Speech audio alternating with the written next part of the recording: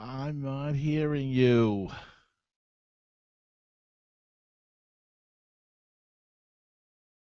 Ugh.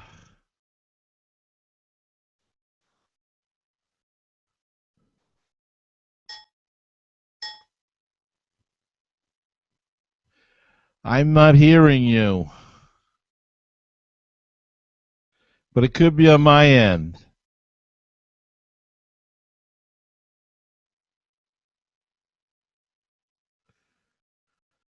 Oh, brother.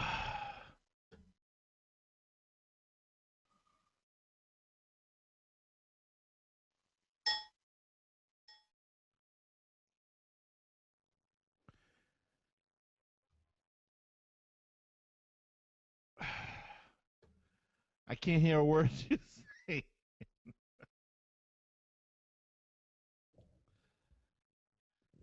I said up. Can you hear me?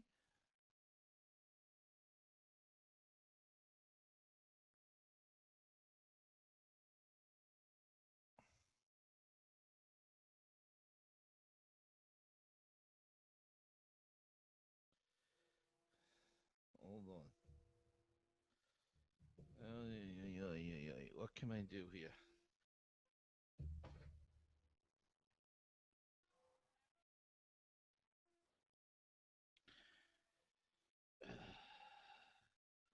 Hold on.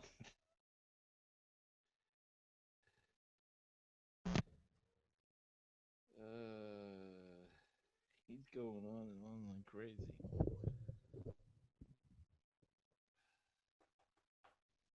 What can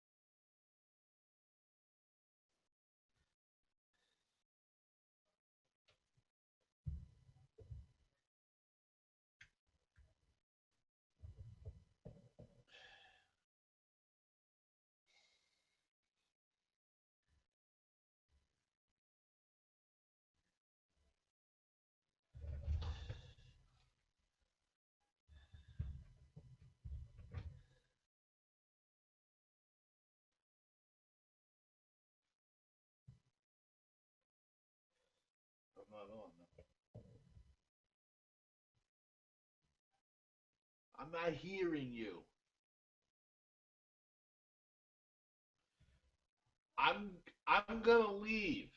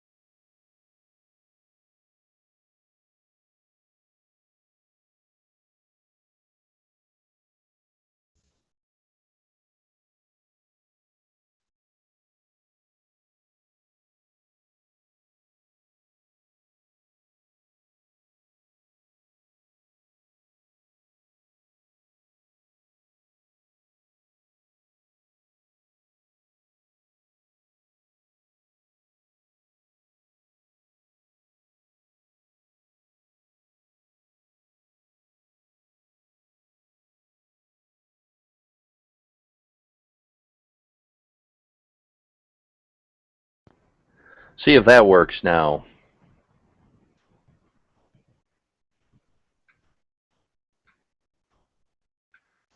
Okay, let's give that a try. Gary, can you hear me now? You can hear me? Cool. Let's get Gary's microphone up. We got your microphone up, but I can't hear you now. There's Gary. That's what Gary looks like, ladies and gentlemen. the big Gary Mack from MetsMusings.com. But evidently we can't hear Gary just like he couldn't hear me before. So let's see if this helps out. Can you hear me now, Gary? No, still can't hear Gary. So I know. See, that's the good thing about doing these shows is you get a chance to learn how all the equipment works. And I guess I didn't come on quick enough to do the big show. I didn't set everything up. So that's how we learn. You know, Gary's an old pro at this. He's been doing this for quite a while here on Google Plus Hangouts on air. Go ahead and give your microphone a try, Gary.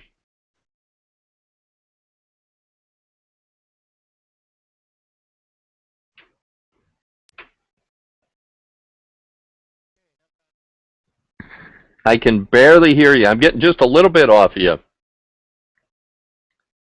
And I've got your mic all the way up here on the big control room.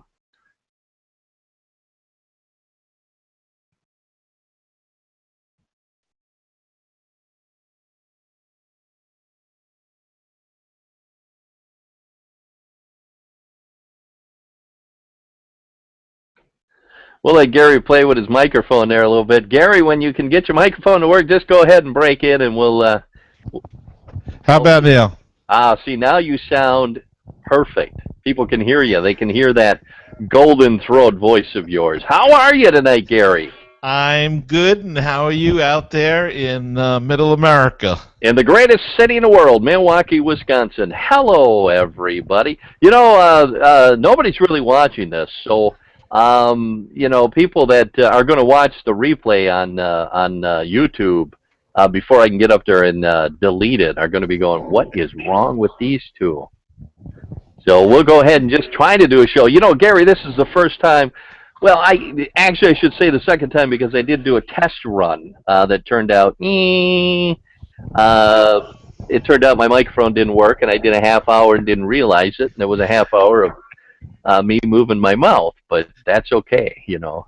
So, that's why they make editing software. That's right, you know, and Mr. Brewtown, who should know better and check everything out. Hey, Gary, let me ask you a question here real quick before we start talking a little baseball with you. What do you think of my background? I love it. It's very nice. Lots of baseball action, it looks like, and looking good. You know what I did was I got this from a bar that was going out of business, and they were selling everything. So I kind of saw this and said, "Wow, that looked cool in the big studio." So there you go. So boy, you know, with the pictures bouncing back and forth from me to you, I guess it's whoever's talking, that's who it shows. Yeah, it must be set on automatic or something, and I think that's what it does. Whoever's speaking, it jumps back and forth. Wow, that's cool. I have to learn how to do all this stuff before I do more of them. Well, we've done like 7 of them already, and we still don't know what the heck we're doing. So. Yeah, you know, this is a whole different medium for me. I mean, I've worked in TV, but it was on the other end of the camera. You know, so I was the guy setting everything up and making sure the talent, and I use that term very, very loosely, was ready to go. But this is weird being in front of the camera because, as Gary knows, I'm very animated when I do the big, I don't know if we call it a radio show or do we call it a webcast now? A lot of people are getting very picky on that. So, well, you know what, actually, technically, you're not doing a radio show. You're doing a internet webcast. And yeah. I like that. That's good. I kind of like, because it makes us sound like we're like NASA, you know, astronauts. You know, we're doing a webcast. It's a big thing. Hey, Gary, let's ask you a big question here. What is going on with the New York Mets, man? Oh boy, they're biting whatever they're biting on. They're biting the apple and getting stuck in their core. I think 5 in a row they dropped. They did win today. Finally beat the Phillies in 10 innings, but boy, they can't hit worth anything.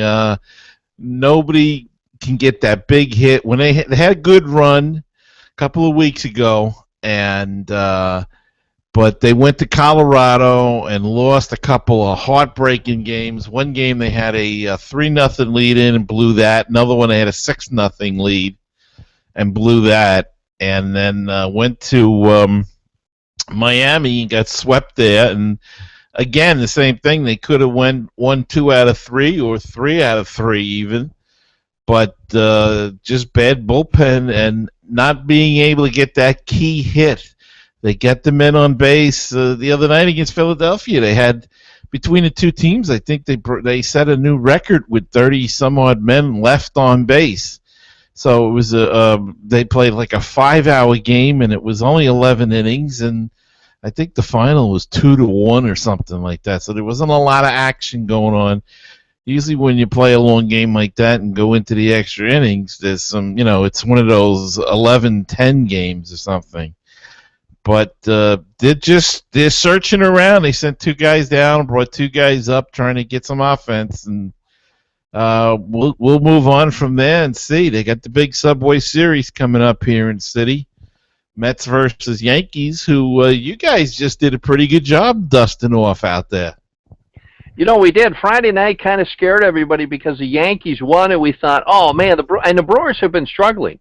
Everybody was so excited about the Milwaukee Brewers getting off to the great start. And then, May showed up, and the Brewers just fell apart. Well, and you also had, Ryan Braun's on the DL, and you've had a few other players that were on the – Brandon Kinsler was on the DL for a little while. He came back. He sucked.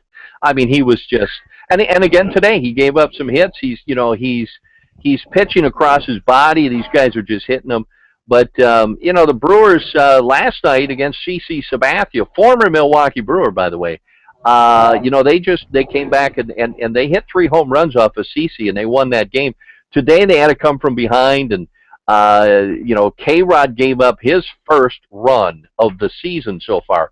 It was his first blown save. And Ricky Weeks has been the man of the hour the last couple of games. I mean, he was batting, I think, 125 on, Thursday, and now he's batting 308. I mean, the guy's just come alive. And, and that's the way baseball is. Sometimes a guy like Ricky Weeks ends up being the star. And now people are starting to say, should we have been playing Ricky Weeks all along? Maybe that's why he was in a slump, because we weren't playing him every day because of the great play of Scooter Gennett. But the Brewers needed these 2 victories, because if they had lost today, they would have lost 3 straight series. But the weird thing is even though the Brewers are struggling, they're still 4 or 5 games up on the St. Louis Cardinals. And that's a good thing. If you're going to win the division, even when you struggle, you got to find a way to stay ahead of the Cardinals. And the Cardinals right now are not playing great baseball either.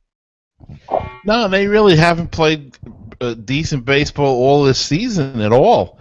They came in here, and the Mets actually took 3 out of 4 against them. So the Brewers have been playing very good. They're going to have their slumps. What's nice is they were playing so good that they built that little bit of a cushion, so if a slump does come, they can weather the storm a little bit better. And you should be getting Braun back, right, in a couple of days, or what's the deal with that? It looks like right now Braun will probably be back on Tuesday for the big series against the Pittsburgh Pirates. I haven't got official word yet on whether or not that's the day that Carlos Gomez will start his suspension. He had the big fight last month against the Pirates, and they kind of worked it that way. Major League Baseball kind of looked ahead and said, the same pitcher's probably going to be pitching in that series against the Pirates. So if we kind of hold off until Friday to give him word, and then, we can start his suspension in that series against the Pirates. So, when you don't have Carlos Gomez in the lineup, having a Ryan Braun come back is going to help. Now, Aramis Ramirez, so some bad news on him. They pulled him out of last night's game, and it looks like now he's going to go on the DL. He's going to get some tests, and the final decision is going to be made on the off day tomorrow. So, we get one guy back, and we lose another guy, and now we lose 2. So, this series against the Pirates is such a huge series for the Milwaukee Brewers. And the Pirates are starting to look alive and play a little bit better baseball now. So they're going to be pretty tough coming down the stretch, and there's still a long way to go, and anything can happen. But it was curious because a couple of weeks ago I was watching MLB Network one night, and one of the geniuses on there was saying that the Brewers haven't played anybody. Everybody they beat's been above 500, below 500, and the teams that when they played teams that were in the playoffs last year, they were below 500 against them. And I think that this is first off, you have to beat who's in front of you. You don't make the schedule. You got to go out on the field, whether they're good, bad, or indifferent, and beat them. And a good team should beat the bad teams. I don't care what the schedule is, what anybody says. I don't care how the Cardinals are playing. They're still the Cardinals, and if you go out and beat them, because they said about the Mets, they beat the Cardinals, but 3 out of 4, but the Cardinals aren't that good. Doesn't matter. They still were the NL champs last year. They still went to the World Series. It's still almost the same cast of characters, and they're still the Cardinals. And if everybody wants to copy their formula, then they must be doing something right. But you got to beat who's in front of you, and that's what the Brewers have done all season. And now, hopefully, with these big wins here against the so-called wonderful $240 million payroll of the Yankees. By the way, I don't know how much of that is coming from Social Security because half of these guys are older than dirt on that team. But it's good. Maybe they'll get the respect they deserve now because they have been playing good. They've got a good, solid team there, and the pitching's been good. Oh, it really has, and we talked about it during the off season. That's about all anybody talked about during the off season here for the Milwaukee Brewers was, pitching, and to get a Matt Garza. It was kind of weird how we ended up with him. I guess the Los Angeles Angels of Anaheim, California, had put in a offer to Matt Garza, and Matt Garza was on vacation. I guess he told his wife that he was not going to take any phone calls or any offers from any team while he was on vacation. So the Angels pulled that offer after like 24 hours.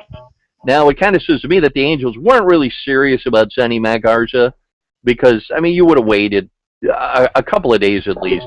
So when he came back from vacation, he noticed that there was an offer or call Milwaukee because they're interested, and he said, hey, why not? They've got a pretty good team, Kyle Loesch and Giovanni Gardo, and they're putting people in the seats, and that really helped us.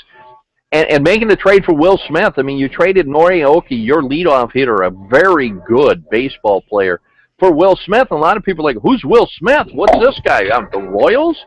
We're going to the Kansas City Royals for pitching now, and he's just been an animal out there. And K-Rod, nobody, nobody was banking on K-Rod having a great start to the season when he wasn't even supposed to be our closer. It was supposed to be Jim Henderson, and Jim Henderson just fell apart. There's just nothing there. I don't know if the Brewers can even work with him. So, we'll see. Maybe if somebody needs a pitcher that had a good year and a half, we'll make a trade. So, hey, listen, Gary, I wanted to touch on something real quick here. I was reading earlier on the internet that some of the documents that were stolen from that biogenesis clinic, and those of us in Milwaukee know the whole story, that some documents had been stolen out of one of the workers' cars, and it now turns out whoever stole them have sold them to Major League Baseball in their investigation against your favorite player, Alex Rodriguez of the New York Yankees. Do you think now with all this documentation, and we don't know what's actually in that documentation, but do you think that Alex Rodriguez is finally just going to say, I need to just walk away? Or is he going to be a buffoon and just continue on with this and say, I'm coming back next year? I think he's going to come back this year, and I wouldn't even be surprised if he tries to come back he's going to try to come back next year. But now I'm just wondering, with this news coming out, whether or not he's going to try to go to a court and try to say that they obtained it illegally, the documents, and they shouldn't have been used against them, and perhaps try to get reinstated this year. If I was him, I would just take my money and walk away. But there's a lot of money on the table, and that's really what it comes down. As everything else in baseball lately, it comes down to money, and if the Yankees are got to pay him if he comes back next year. So I think he'll come back no matter what. Yeah, I think so too. I really wish that he would just walk away. He plays for the Yankees, and I know a lot of people dislike Alex Rodriguez. I like him. I think he was a great talent. I think he was one of the best players of his age, of his era. And to me, he's just tarnishing it even more to where now I can't look back when I'm old and gray and I'm falling apart and I'm sitting in the nursing home, which, by the way, is only like 5 years away. And kind of go, that Alex Rodriguez, man, that guy could flat out play. And, it's just, I don't know who's advising these players, or are they just so egotistical that they think that somehow nobody's going to remember this saga that's been going on. I don't get it. Hey, listen, another thing, and I know that you're the big Mets guy. You're the huge Mets guy. I mean, there's nobody, and I mean nobody who's a bigger Mets fan than you. Well, maybe Mr. Met is a bigger Mets fan than you are, but let's real quick. Now, we got this Derek Jeter guy running around Major League Baseball. He came into Milwaukee, and today they gave him some prizes and awards and honored him, and we sold the stadium out, and there were some Yankees fans there. I don't understand this. I mean, maybe I'm just naive, but is this now going to be the current trend that every time a great player, Derek Jeter's a great player, but I'm not saying that Derek Jeter's not a great player, but now every time a player announces that this was his final season and there's that chance that he's going to be in the Hall of Fame, that now every team now has to give him prizes and awards and honor him. I mean, he never played for the Milwaukee Brewers. I don't know. And I understand why they're doing it, because they want to promote Major League Baseball, and the Yankees are the biggest team in Major League Baseball. And as you can see, ladies and gentlemen, when you watch this, I do get animated, and I wave my arms a lot, so I'm not shooing away horse flies or anything. But I mean, you're in New York, so you get this all the time. Do you really think? And I know that the Mets are going to have to do a Derek Jeter honor Derek Jeter. I mean, how do you feel about all that? After that, I don't know what to say. It's true. It's the day he announced that, I said, "Oh, here we go with the Derek Jeter retirement tour," and they did it last year for Mo Rivera. It's the Mets got criticized 2 years ago, I think it was, when Chipper Jones retired. They had a little day for him, sort of like this, gave him some gifts and stuff, and people were not happy about it. Didn't bother me, because my feeling was, for years, Chipper Jones and the Atlanta Braves was a staunch rivalry. I mean, this is a guy that loved hitting so much against the Mets and loved Shea Stadium. He named his kid Shea. So, look, anybody who wants to name his kid Shea is okay. I hated the guy, but I wish we had him on our team, and that made more sense to me. Now with this interleague play, to have Derek Jeter go and get stuff from teams he may have only seen once in 4 or 5 years, it's a little ridiculous to me. But as you said, they want to promote Major League Baseball. And if he doesn't get something, then they're going to look like the cheapskates of the century. So, and he's getting a lot of useless gifts. I mean, really. I mean, can you see Derek Jeter wearing pinstripe cowboy boots? I know, like the Astros gave him some whatever they gave him the cowboy boots and stuff. Now, actually, today, from what I understand, the Brewers gave him a personalized baseball bat and They donated $10,000 to Derek Jeter's foundation, which I thought was kind of nice. I really thought what they should have done is had Robin Yount and Paul Molitor on a Harley Davidson motorcycle. That would have been great. Yeah. With Brewer colors on it. And maybe, like it's signed by Robin Yount, and he could put Hall of Fame and Paul Molitor, and then Derek Jeter could sign it. And then they could donate it to the Harley Davidson Museum here in the greatest city in the world, Milwaukee, Wisconsin. Yeah. And, it kind of put three great players on it. But see, once again, Gary, nobody, and I mean nobody, ever talks to Mr. Brewtown about any of this stuff. They don't think out of the box like you. They don't, and I am the master of plugging things. That's what I do on the big show. I plug everything. So, he got a some kind of surfboard or this humongous thing from the Angels, and I thought, how the hell is he going to get that thing home on a flight, But, that all being said, I do remember when I was a kid that the Mets had a Stan Musial night when he retired, and Duke Snider, they had a night when he retired. Of course, he had a cup of coffee with the Mets towards the end of his career, and they've had Willie Mays had a night, but he was with the Mets at that time. So it's not it. It's really, in a way, it's something that was lost for a number of years that they didn't do.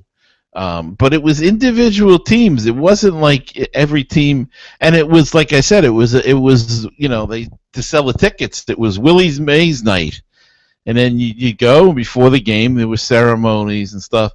Not like they do it now, where the first game they just hand them a bunch of stuff and I mean, I don't know. I just don't like the Yankees, and I don't like Derek Jeter, so I think it's a bit of a farce. And we went through it last year with Rivera, and then you think about a guy like Pettit now. Pettit retired at the end of the season; he gets nothing. So yeah. I don't know. It'd be interesting to see the Mets. As I said, the Subway Series is this week, so the first two games are at Yankee Stadium Monday and Tuesday, and Wednesday and Thursday will be at Citi Field, so it'll be interesting to see what they do, I guess, Wednesday night. It would be funny. What the Mets should do is give them a lifetime gift certificate to Hooters, and maybe have some really, and I mean really nice-looking young women in little outfits, because nothing gets ratings like young women in outfits, little outfits. All you got to do is watch Mexican TV to find that out. Yes. Just kind of have some fun with it, and I think Derek Jeter would understand. I mean, he's in New York. He understands that, a lot of his appeal is, his lifestyle. And hey, why not? When you've got all the money in the world, why not have some fun? So, hey, listen, before we end this debacle, and that's what we're calling it now, the big debacle, I saw tonight, and this was the greatest thing that I've seen in a long time. The Toronto Blue Jays had a 101-year-old woman throw out the first pitch, and it brought tears to my eyes to watch this woman, this nice old grandmother, being taken out on the field to throw that first pitch. If you had the opportunity to throw a first pitch, would you take it? Ooh, that's a good question. With all this arthritis, I don't know if I could even make it to the mound. But yeah, you'd have to. You'd have to, though. After this weekend, the great baseball podcast purge of 2014, I don't think the Mets would invite me to throw out the first pitch. But yes, I would. And I would too, and if I could, if they were to ask me, do you want somebody catching, I would probably say, I would like to have, one of the Brewers, Ted Simmons. I'd love to have Ted Simmons come out and catch, or maybe a Cecil Cooper, but with my luck being Mr. Brewtown, they'd probably give me chorizo sausage or something, and yell at me because I dared to walk up on the mound. And I still think that I could throw the ball from the mound and hit the catcher. Wouldn't be pretty, but I could get it to that catcher. The problem is, where is the catcher standing? Well, that's it. I'd have the catcher standing right next to me and just kind of hand it off to him, and but I thought it was a great story, I mean, here's a woman who's a big baseball fan and 101 years old on Mother's Day. They had her bring it, and she didn't go all the way out to the mound. It took, 3 days to get her out there, I mean, but it was just a great thing, and I just love it when baseball teams do things like that, it's just great. Hey, talking about, and I've decided since this is my show, I'm just going to, I don't care that I'm only going to do a half hour, because you and I don't get to talk that much, so we're going to just go until I'm done, if that's okay with you. You don't have anything on the stove, do you? No. Okay. Well, that Mr. Brewtown, he is something else. Talking about the big podcast purge on iTunes. What the heck happened? What inside information does Big Gary Mack of Mets Musings, and you know what? You got worldwide promotion from Keith Olbermann, which absolutely shocked me that he mentioned Mets Musings, and he looked happy that he was mentioning it. That was the greatest thing. What is going on with this, and why were you affected and my show wasn't? That's what I want to know. Well, it's an excellent question. And the funny thing is, if you recall, I received a letter from Apple while we were talking on Skype the other night. Yes. And we couldn't figure out what the heck was going on. And the next day, apparently it started a firestorm because it was all over the internet. I also was mentioned on Hardball Sports on NBC, a blog. And apparently the MLB didn't say anything, and then Apple was pushing all inquiries to MLB, and then it was the MLB AD, Advanced something or other, that actually released a statement and said that they asked Apple to that they do this every so often to pull down shows or to tell shows, I think was their wording, that had something, either a copyright infringement with a team's name or whatever, in their description or in their title or in something on their website. And so I was hit because obviously Mets Musings is Mets in it, and I guess they didn't like that. Even though I don't know if Mets is copyrighted, because the official name of the baseball team is the New York Metropolitan Baseball Club. So I don't know if Mets is a nickname essentially, and I don't know if you can copyright that. But anyway, MLB went on to say that it was actually Apple's fault for we didn't tell them to yank them down just to please tell them to do whatever they had to do to change the titles or whatever. You were probably one of the fortunate ones because you don't have the Brewers name technically in your title. It's Brewtown, which I mean could be about beer or anything. Brewtown, even though it says sports, but it really doesn't have. It's not Brewers Town, so I guess it's a formality. But curiously enough, there was some blogs and podcasts that I checked on that had the name Mets in it and was still online with Apple. Mets blog, their podcast is still online, mostly Mets.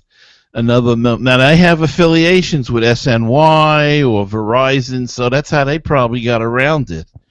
Interestingly enough, it appears that if you were subscribed to the podcast, you are still getting the updated shows.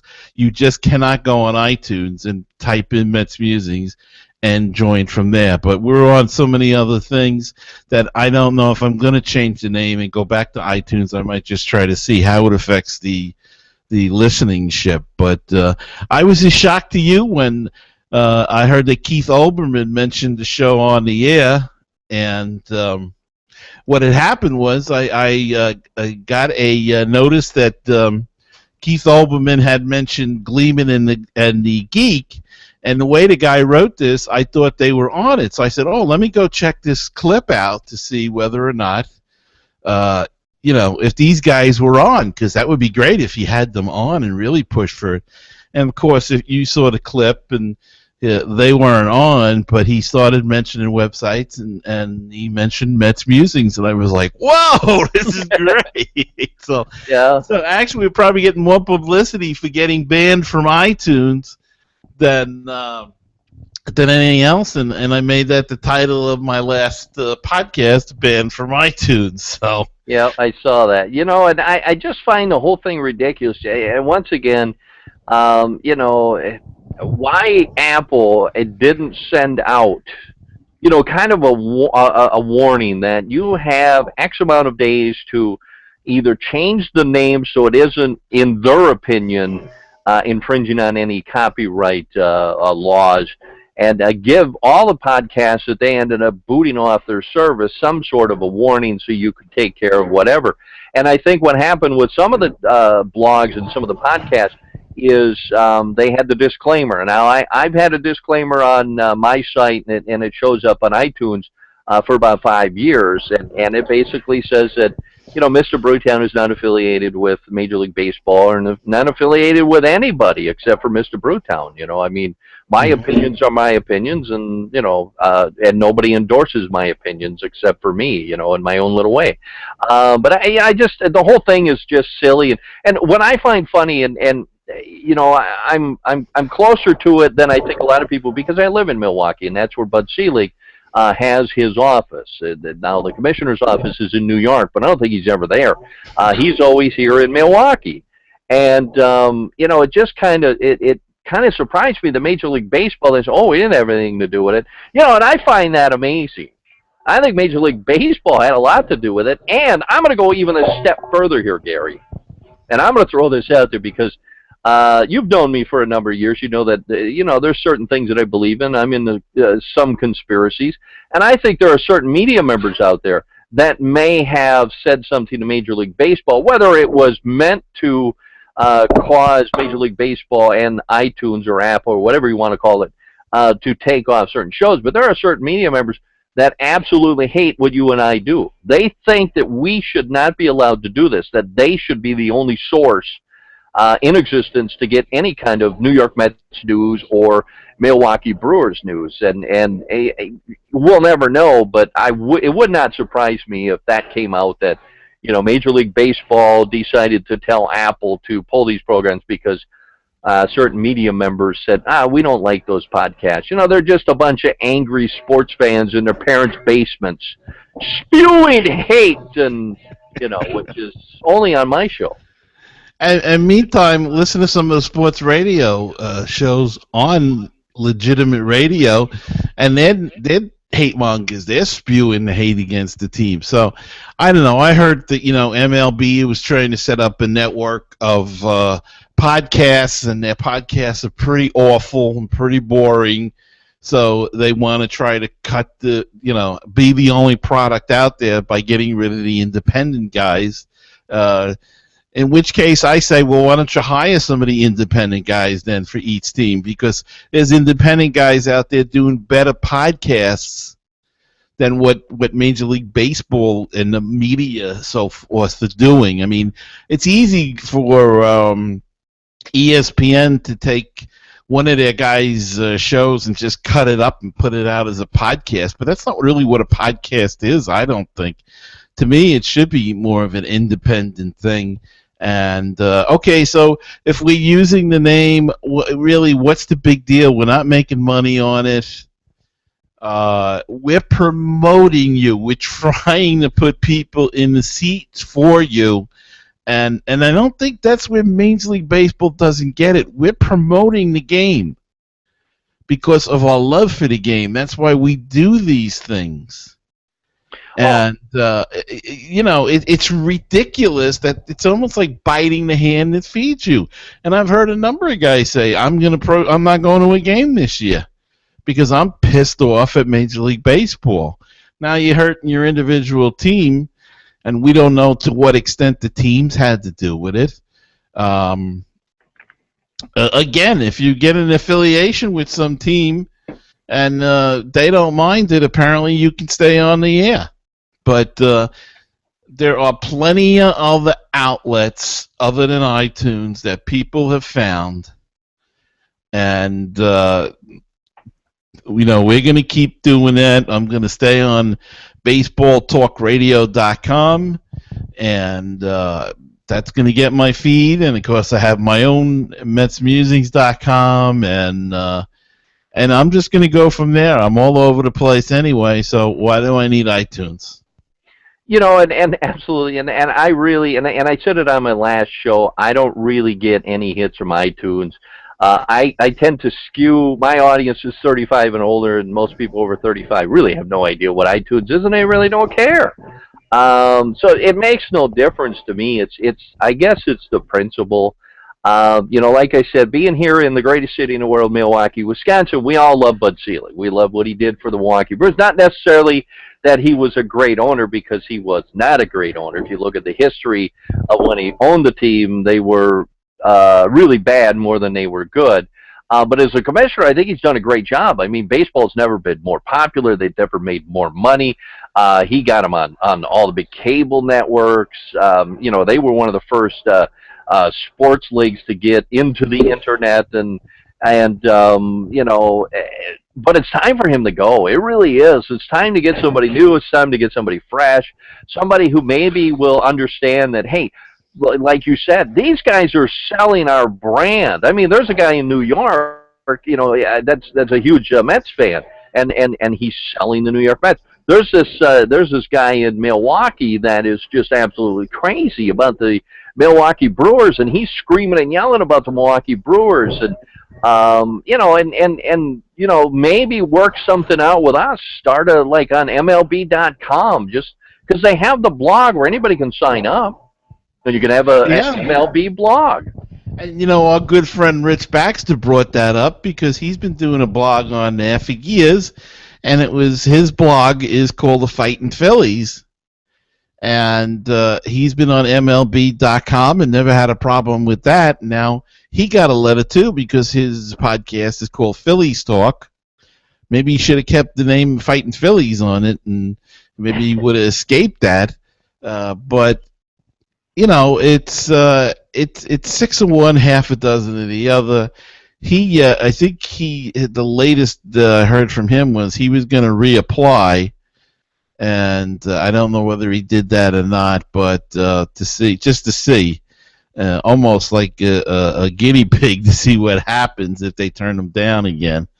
But I don't know. It's just I think it was stupid. It was a stupid move, and really the outcry was all across the internet, and Twitter went crazy with this thing, and just it was such a black eye on MLB. And to be honest, we all came out smelling like roses, and MLB looked completely ridiculous with this. So the people. Maybe the people will speak up, and MLB will come to their senses and just reinstate everybody. Well, and I hope so, and like I said, it didn't affect me, but I got a lot of people that were emailing me, and I talked to some people all over the world because, well, I am the world-famous Mr. Bruton. I just thought I'd throw that in there. I haven't plugged myself for at least 39 seconds. And they were pissed, and a couple of these guys work in the media, and they were like, you guys don't compete against us. Even if you have a big audience, you don't compete. It's two different mediums. It's two completely different mediums. And they all thought it was a joke. And one of the guys that I talked to, he I'm not going to mention his name, but he works over in Hawaii, and we talk from time to time because he's fascinated by what I do and how I do it and how I can do what it takes, $100,000 worth of equipment, and I got this little computer, and I'm doing the same thing that he is. But what he said was, now you got to start worrying about, are they going to come after the content of the program? Are they going to start saying, because you're not a accredited journalist, and we have not. Major League Baseball has not given you okay. You can't use our material. We don't want you being on the internet going, "Hey, Ricky Weeks got the big hit today," and Mark Reynolds and everything else. They start doing stuff like that, and these podcasts dry up, and the blogs dry up, and Major League Baseball goes back to what it was in the '60s and '70s when nobody cared. Well, I don't know if they can do that because it's public record and it's news, and I don't know how they can say that you can't report or give your opinion or analysis on a game. It is an opinion, and we all say that anyway. But it is funny, like you said, that you did put a disclaimer up. I went up and put a disclaimer on everything now myself, and in fact, I rewrote my description, and I said the New York National League baseball team that wears blue and orange, so I'm not even putting it in the description. I'm not even putting Mets, but I am leaving it in the title. But, the other thing that bothered me, too, is, as you said, they just pulled the shows, and there's no guidelines at all. What okay, can I call it Met Musings? Make it one word? And would they be happy with it? Because it's not Mets. It could be about the Metropolitan Opera. It could be about the metropolitan area. I mean, it could be anything then. Could I make it METZ instead of S? And do that so it sounds the same, but obviously the intent is still the same. But can they take you down for intent? It's so crazy what they did. And again, I'm not making any money off of this. I'm not making money off a title. I'm not making money. I specifically never used the logo in anything because I knew there could be a problem with that. But it was just a crazy thing, and it was just something that came out of the blue, and I don't know. I hope they come to their senses. Like I said, they're telling people to resubmit. I know a lot of guys have made corrections and have resubmitted, but I'm going to wait and see. I'm going to see what happens, and I'm not going to rush back in because I really don't. As I said, we don't make money off of this, but we've spent money on this, and I have a website. It's called MetsMusings.com. I have a Gmail account. What am I going to do with all of that? Can I still have that? I mean, I bought that name, so they can't use that name anyway, as far as the website goes. I don't know. It's just crazy, and as I said, there was no guidelines at all on what to do. Just get rid of it. Well, it's not all that simple. No, and it's not, and it's almost like the NSA was making that decision. It's heavy-handedness, and I don't like that from any organization. And is Major League Baseball going to become like the NFL? I like the NFL. I don't know if a lot of people are aware of this, but on Las Vegas they have this thing called sports gambling, and when you have the Super Bowl, all these people fly out to Las Vegas and they go to the sports books and they bet on the Super Bowl. And then they like to watch it. Well, the NFL a number of years ago decided that was completely wrong. You can't do this. So they actually hired people to be their agents and to go from sports book to sports book along the Strip and in some of the sports bars in the Las Vegas area and go in and measure television sets, because the National Football League has a rule within their own set of guidelines that says that you cannot play the game in a sports book and or a sports bar on a monitor that's more than 31 inches. Now, I mean, this is ridiculous, and they did it for a couple of years, and then people started saying, well, how are we supposed to know? And we're not. Well, and originally the sports book said we're not making any money off of this, and of course, the NFL said, well, yes, you are. Yeah. And then they started to go after sports bars and say, well, you're charging people to come $10 for all you can eat during halftime. You can't profit at all from our product, and charging people to come watch the game and then for food is making a profit. I mean, that's just heavy-handedness, and I think, and what a lot of people, especially out in Las Vegas, said, the NFL only exists because people like to gamble on football. Otherwise, the NFL would not be as popular because, as you and I know, because we're both big football fans, is a lot of people that we know are casual fans, and the only reason they're watching is because they have some money in an office pool. So they're otherwise they wouldn't be watching football. And in baseball too, baseball's a big money sport, and it's all about money. There's a lot of money being bet on baseball, not only in Las Vegas but everywhere. I mean, I live in Milwaukee, Wisconsin, the greatest city in the world. I can walk into any bar and any barber shop and a lot of other places and probably lay down a bet. There's going to be somebody there that's going to take my action.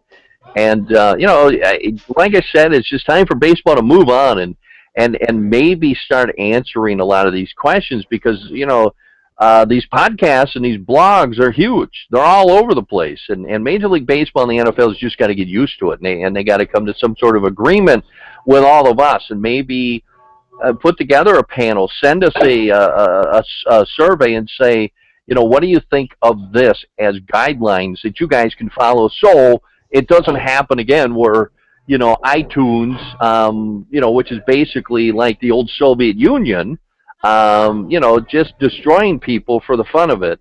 It's just, I hate it. And I was surprised that I didn't get pegged, but then again, I don't have the listeners that some of you guys have on iTunes. So, they probably just looked at it. Oh, that's just some guy who eats Brewers and drinks beer who's just rallying on about the Brewers for a half hour. So. No, I think it's because your title really wasn't. It's more generic than some of our titles. Now, I mean, like they got guys that didn't have titles. They got the guys from Baltimore, Bird's Eye View, but see, they had in their next line an Orioles podcast, and that's what they got them on. Some other guys have pictures of the logo, but now my question is, if I go to a ball game and I take pictures of myself in front of the Big Apple at Citi Field, can I put that on my website, or can I put that as my logo, or is that violation of a copyright? It's my picture. Why can't I put it up there? I mean, it's crazy. There's no guidelines, and it's really a shame what they did. And it really is, and I just don't get it at all. And I think there's more to it. We'll never know, and it wouldn't surprise me if some media member somewhere mentioned something to somebody that's within Major League Baseball, and somehow it got to the top, and whoever made that decision made the decision. And I haven't heard anything from Bud Selig yet, so I don't think he got that high. No, you know what? And he's sitting at Cops, which is a custard place here in Milwaukee. He likes to go there for lunch, and so if you're ever visiting Milwaukee, just go to Cops. It's on Blue Mountain Road. In Milwaukee, and he's usually there if he's in town and having his lunch. He's having his custard and his burger, and just kind of walk up to him and say, "Hey, loosen up a little bit there on those podcasts." And by the way, go shine your bronze statue out in front of Miller Park because it looks a little wrinkled. So, what else is going on with the New York Mets? You mentioned they sent some guys down to Las Vegas.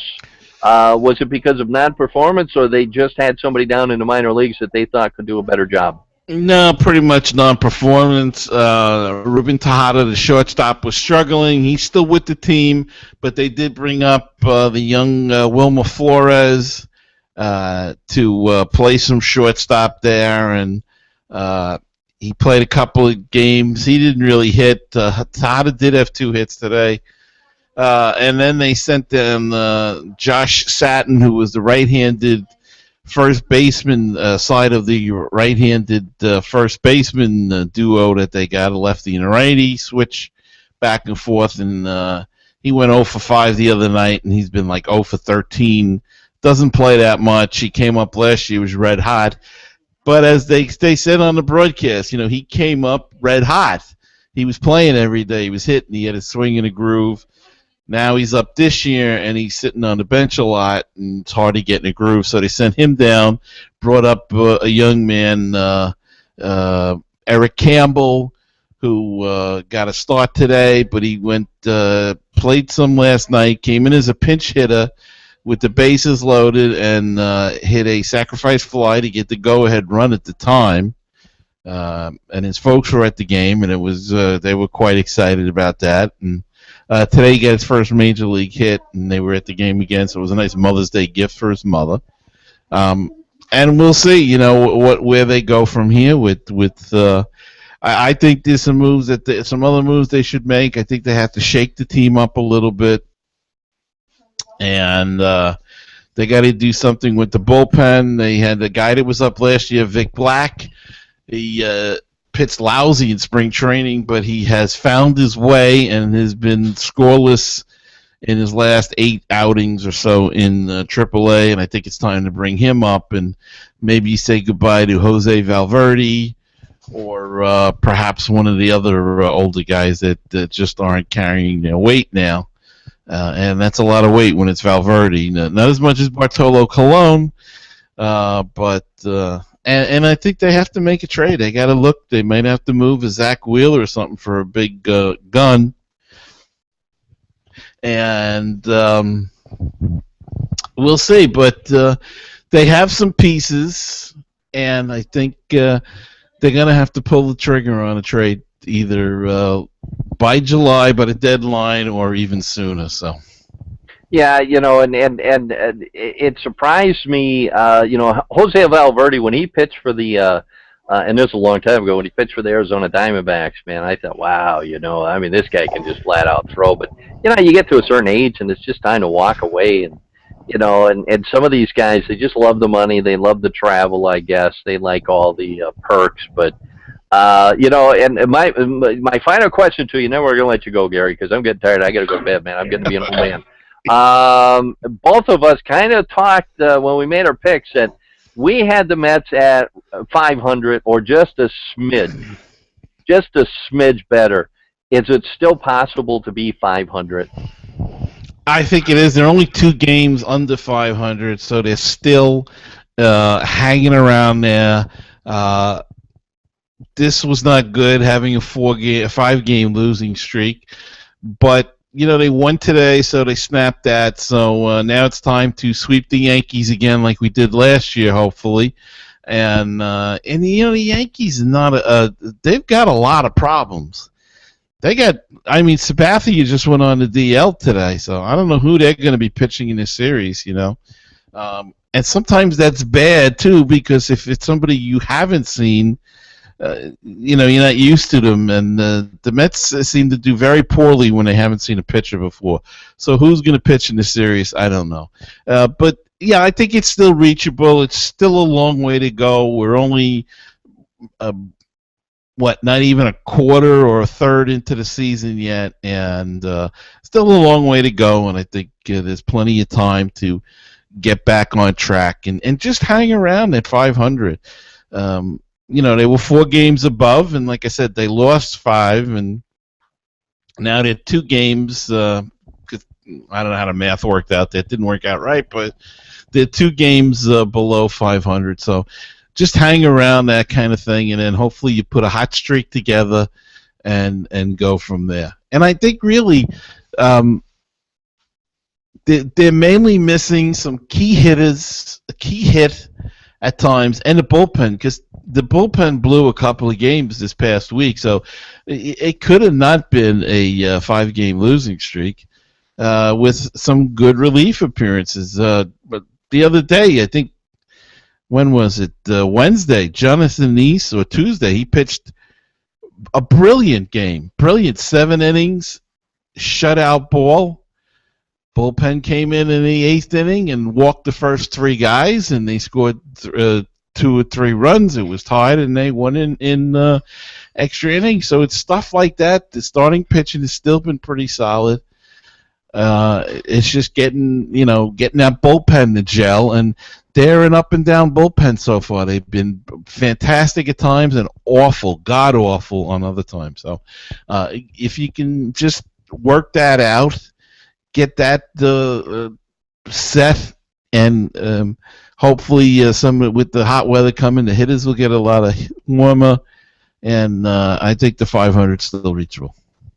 That's and that's good because I'm sold on the Mets. I think that they're going up, instead of back. A couple of years ago, they seemed to be going backwards. Now they seem to be going forward, and it's a hard thing to build a team because you've got to get the right people, that all can play together and all think the same way, and hope that you don't have injuries, hope that you don't have somebody who just falls apart. And we know all about that here in the greatest city in the world, Milwaukee, Wisconsin, man. And we seem to be able to get just enough. The only thing that concerns me about the Milwaukee Brewers is our lack of run production, but yeah, that's going to come around because that always comes around for the Milwaukee Brewers. Hey, listen, Gary, just to let you know, we did have one viewer for about the last half hour, so I'm happy with that. I mean, I don't know who it is, and I don't know why they stayed around as long as they did, but evidently they're enjoying it. So Okay, that's good. and we're going to try to put something together. I want to do this more often. Whether Gary's on the program, if he can be on the program, we'll have him on there. We're going to try to get my semi-regular co-host Spencer Hart, the Big Sandwich, on the program, and try to get some of the guys who are on Baseball Talk Radio to come on the big show and talk a little Brewers baseball. And I didn't realize it until we started talking about the podcast thing. Is I named the program just Talking Brewers Baseball. I think I need to change. I get to get rid of that Brewers thing, because all of a sudden I'll be doing the show, and all of a sudden you'll see two M16s in front of the face. Yeah, we're with Major League Baseball security, and I have met Major League Baseball security. They are not nice people. Most of them are from Staten Island, Brooklyn, Queens area, and they're connected. They have crooked noses, ladies and gentlemen, and they're not afraid to shoot and ask questions later. So that's pretty much the show for today. I hope you enjoyed it because, hey, I sure enjoyed giving it to you. You are listening to Just Talking Crossout Brewers Baseball.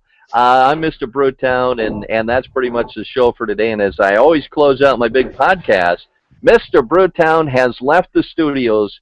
Drive home safely. Beep, beep.